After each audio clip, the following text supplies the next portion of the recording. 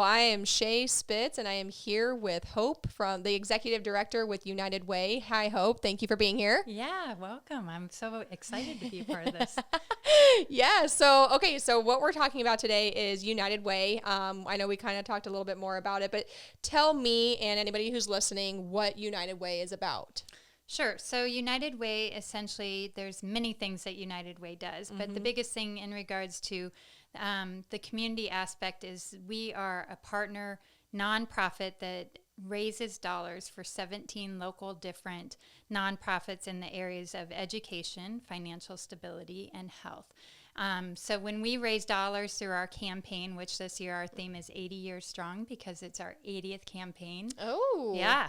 Wow, that's crazy. It is crazy to think Yes. about that for our community, essentially, for 80 years, community members. That's here in Columbus. Yeah, that's 80 here years in here Columbus, in just Columbus. Wow. in Columbus, Wow, yes. that's amazing. So here locally, Okay. for 80 years, people have been giving a little bit of what they make to make sure it goes back to support nonprofits offering programs to community members. Yeah, that's amazing. Yeah. So now, how long have you been here in Columbus then? So I was born and raised in Columbus, Okay. and I moved, went away for school, and then moved away even further for a job and whatnot, and then relocated back with my family about, it's been 12 years now. Okay. Okay. So and then have you been at United Way ever since? No, I've been at United Way since really the beginning of 2020. Okay. Oh, so with the pandemic, so you've probably had to really get creative with everything. I'm sure that's been a challenge. Yes, yeah. I mean, the pandemic and COVID has definitely changed the way that the campaign has ever been done in the years past in regards to raising those dollars for those entities. But,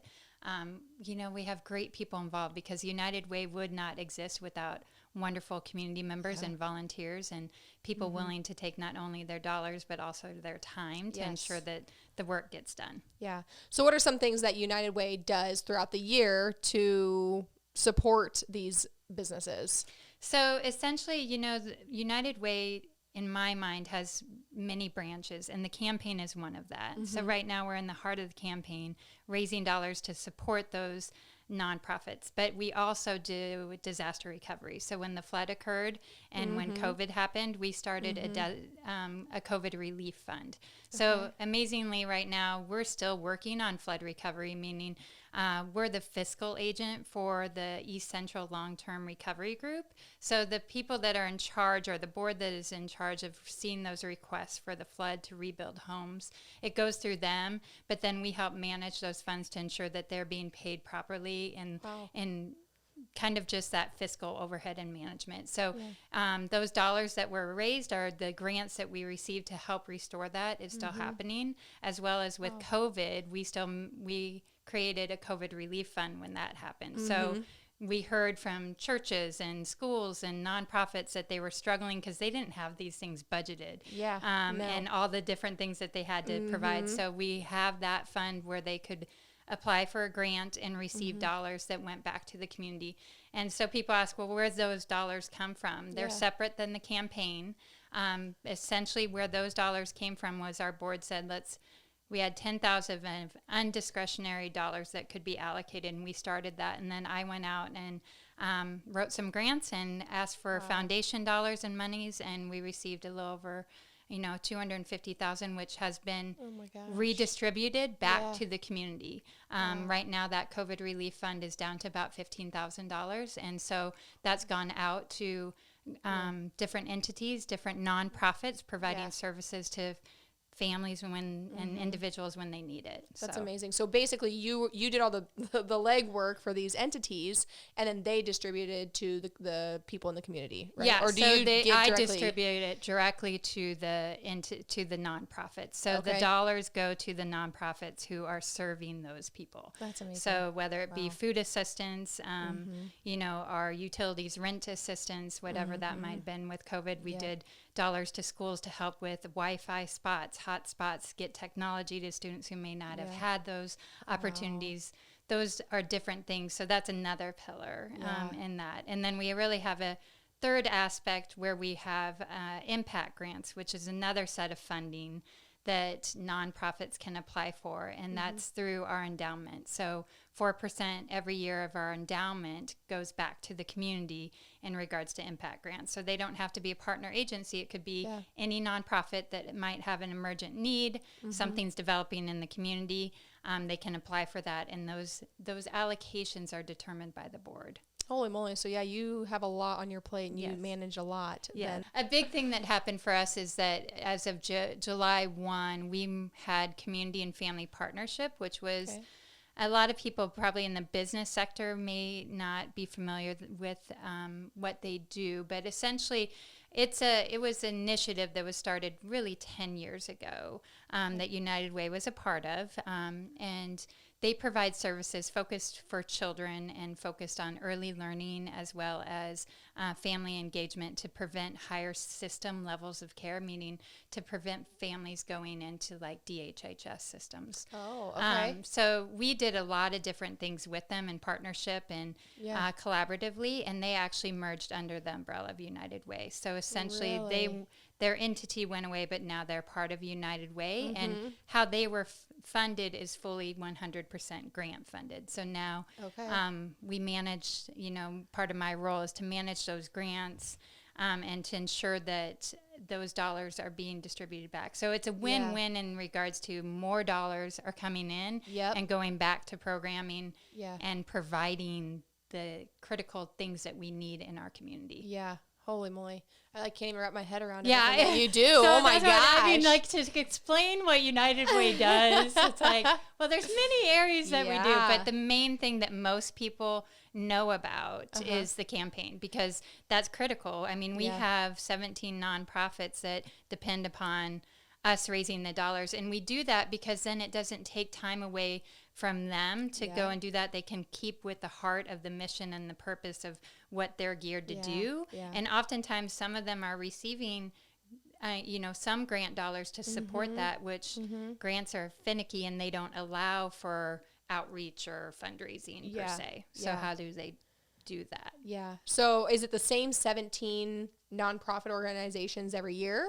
That's a great question. So actually it has been, we've had the same ones for a while in regards to the partnership, but they have to apply every year. So it does not mean that it would be the same. But last year we actually brought over 4 new entities. They had been receiving impact grant funding, which going back to that's our endowment one. But that's really just kind of like seed fund to get something started. So an entity might receive that 1 to 3 years.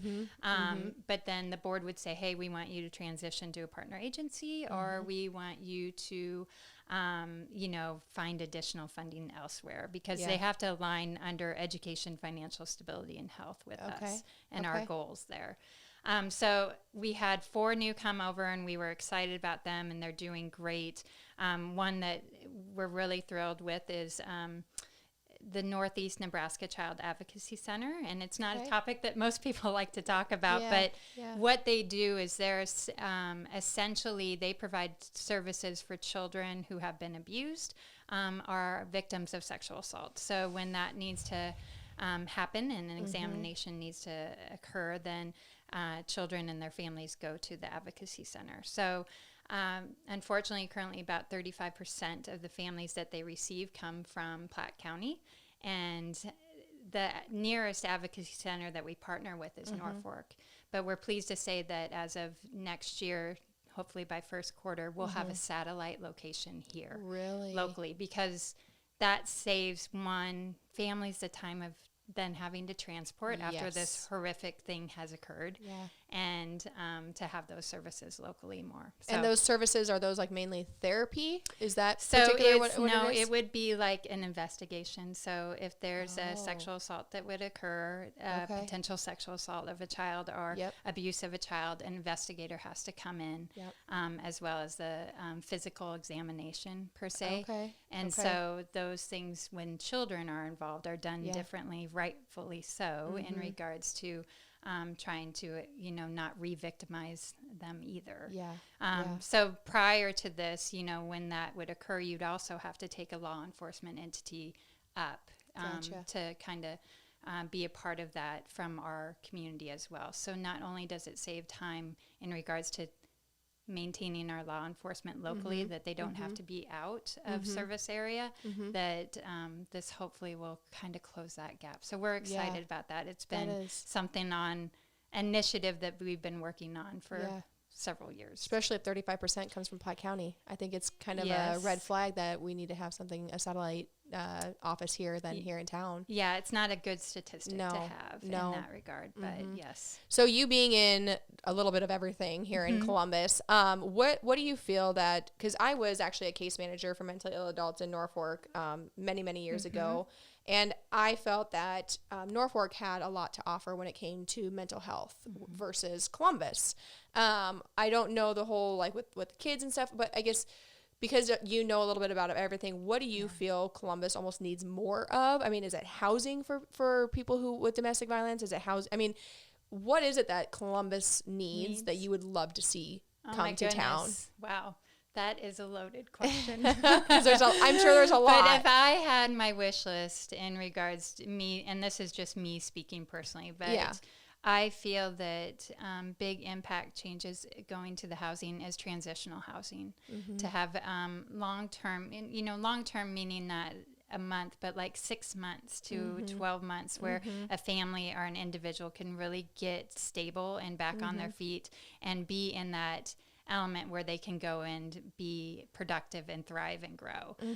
So transitional housing would be a huge aspect. The other thing that you touched on is mental health. It's, mental health is, I think, huge everywhere, but in our community, we're doing a lot of different things about that. We're actually going to be releasing a large-scale PSA where we did collaboratively with a variety of community members. It's video-based, and it's really going to have a built-in toolkit that any entity, whether you're a worship leader or whether you own a small business or whether you're in law enforcement, you could take it and say, let's talk about it. Because oftentimes, as you know, we all have mental health. It's just a matter of how we're addressing it. And you get the question, how are you? And people are like, I'm fine, I'm good. But it's really like, no, how are you really? Like, how are you really doing?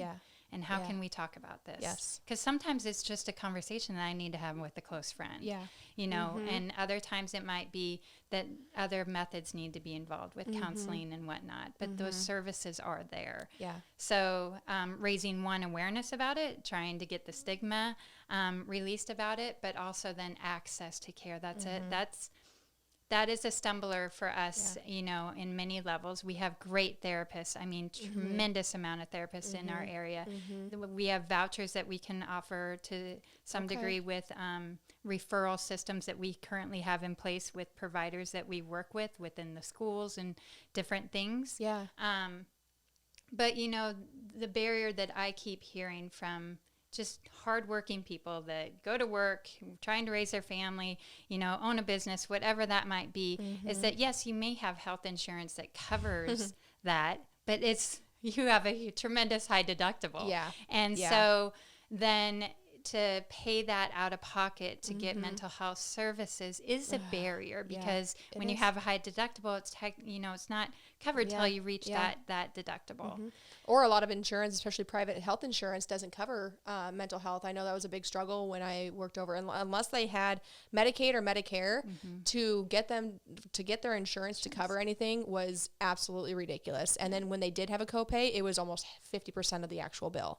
And you don't have that. People don't have that to go, on a weekly basis or biweekly. And it's a struggle. So with this transitional housing, would somebody be there, like, would there have to be a in-house person, like a manager living on site, right? And that's what do we even have any of that in Columbus? We don't have anything? No. I mean, besides, and they do great work, the mission, besides the mission in regards to that, but that's not true transitional.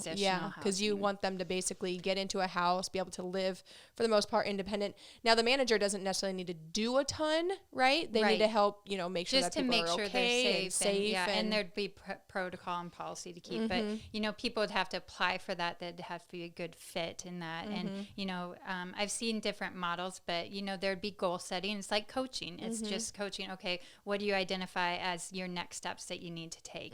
Whether that means becoming stable and finding childcare or job or whatever, and then getting that. I've seen the models of, when they're in transitional housing that they're paying rent. Yeah. But actually when they check out and they've met all those goals, that rent has been given back to them so that they can go make that deposit and they have a security in regards to their budgeting. They already have built their safety net. Yeah. So who pays for the transitional housing then, technically? Well, those are many of the elements that we're trying to figure out. It'd have to be community supported, like raise the dollars and build it, and then grants to help fund that ongoing aspect of it.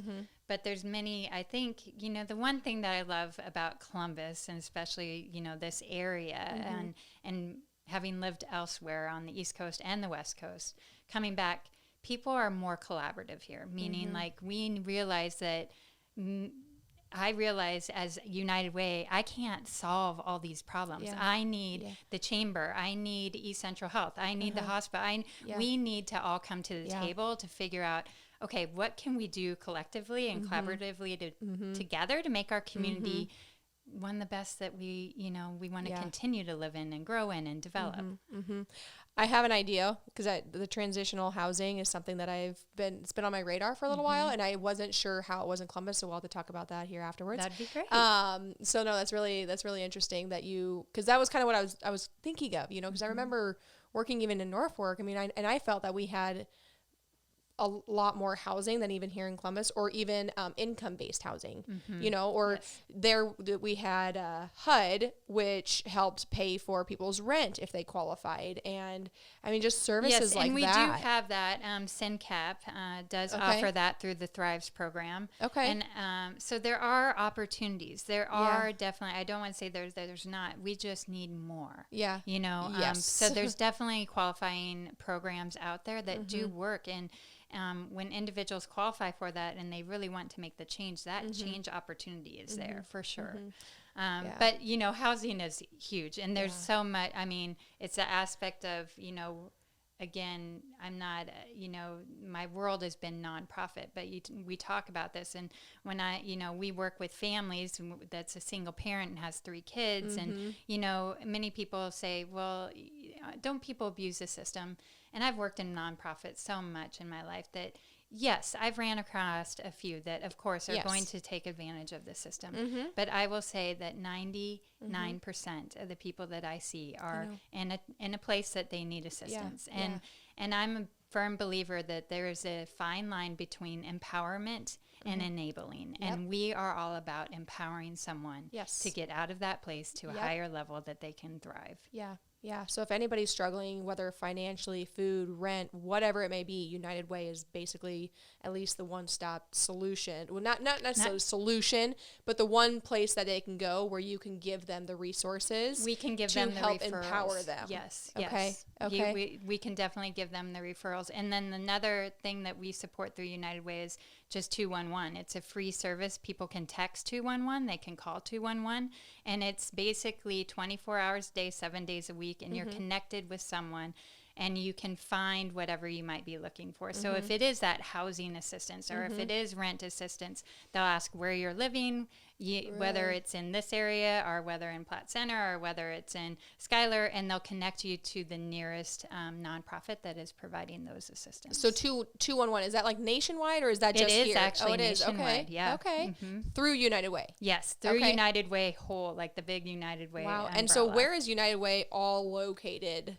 Oh my goodness. Do you have it? I mean, is there one? There's thousands of United Way. Yeah. Okay. So there's United Way worldwide. I mean, there's United Ways actually over in France and Europe. And yes. Oh my gosh. How did it all start? Do you know that? Yeah, it actually started. It's like I should know by now, but I don't. But it's almost like starts like a joke. It was like a pastor, a nurse, a priest, and someone else like in the Denver area all met for lunch, and they were recognizing all the different human service needs that needed to happen. And they were like, how are we going to meet all these needs?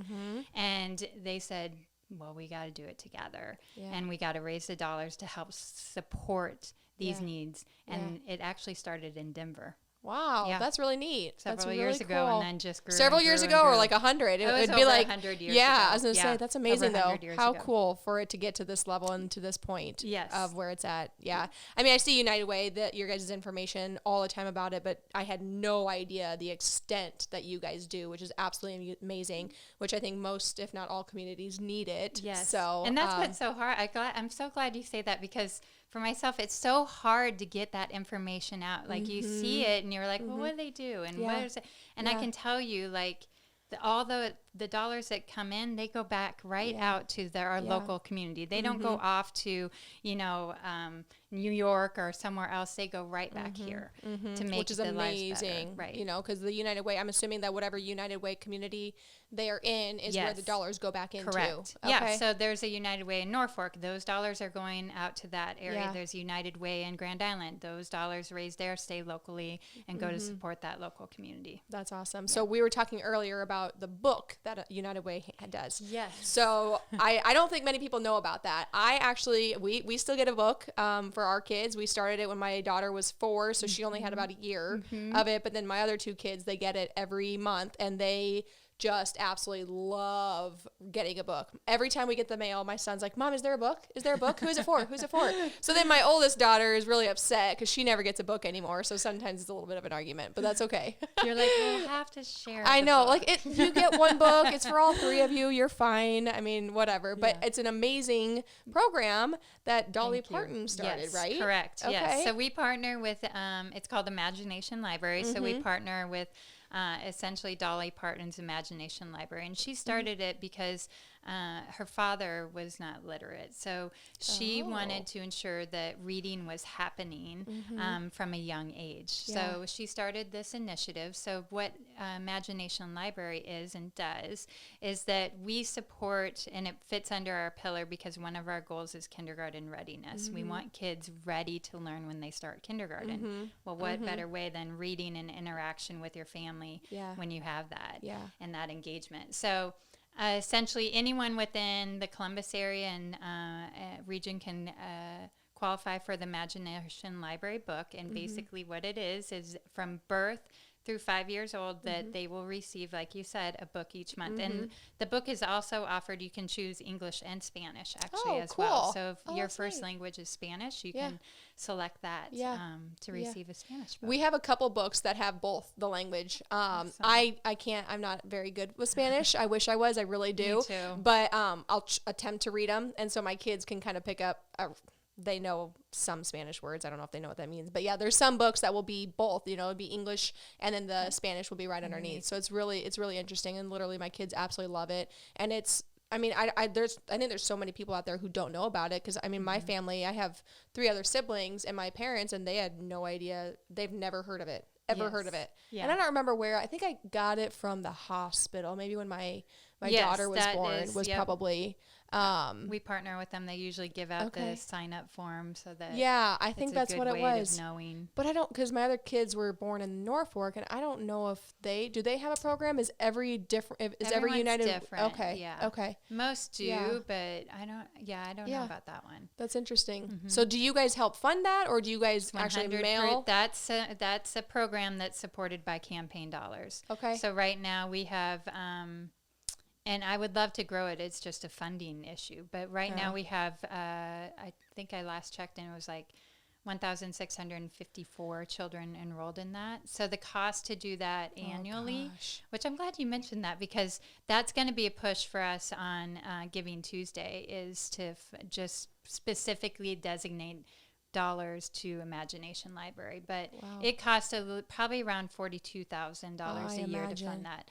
So, but it's essentially about $25 per child for that year to receive books. Okay. So when you break it down, the numbers, it's like, oh my goodness, $25, Doesn't seem like you're a lot, supporting but one kid to get a book every month for a year. How awesome is that? Yeah, you know, it's amazing. It's amazing. Yes. And I hear that time and time again from families that come and say, oh my gosh, my kids can't wait to check the mail. They can't, especially, and when they can read and they can tell whose name is actually there, because when they couldn't, I was like, oh, this is for you, or this one's for you, when it really wasn't.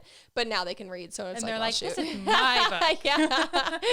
No, it's a fantastic program. But I guess, so if somebody needed to get a little bit more information, or if somebody's listening to this podcast and has any interest in really anything that you've talked about, plus more, where can they go? They can call us directly, 402-564-5661. But we have a website, ColumbusUnitedWay.com. We also have a Facebook page. You can just search it there as well. We're on Instagram and Twitter and LinkedIn as well. So you can find us on any of those social media. A little bit of everywhere. Okay, cool. Awesome. Well, we'll chat a little bit more after this, but I truly appreciate you coming in and kind of educating me and anybody who listens to this on what United Way all does. Because I think every community needs that. Every community struggles in some way, shape, or form. And it's amazing how United Way basically touches on almost seems like every aspect of all of that, of everybody's needs. So it's a huge nonprofit organization to have in a community. Thank you. Awesome. Thank you so much.